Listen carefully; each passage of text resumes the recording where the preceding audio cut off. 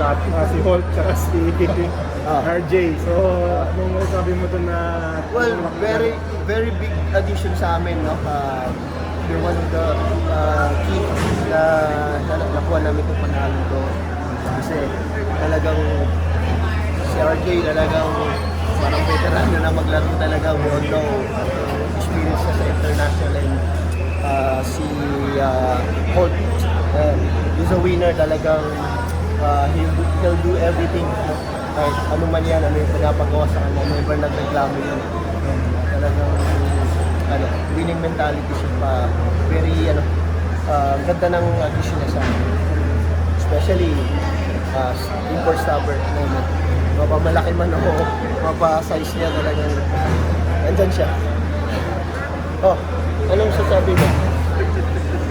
Ha? Oh, bigat. Mas mabigat pa kay Julmar. Ayun, napanggit mo Junmar. Ano sabi mo sa small ball yun na negative? Well, sabi nga ng mga coaches siya talagang gang rebound kasi man down kami kanina, nawala si Joe. So, I think for me personally, I just want to give this game to Joe. No? Sana nabigyan ako ng extra motivation para maglaro na mas sipagan ko pa. Kasi yung sacrifice ni Joe sa amin, kung hindi ka dahil ka Joe, wala kaming backup or chopper para magdumipesa kay Junmar. So, like I said, total team effort talaga. Coming from the players down to the staff.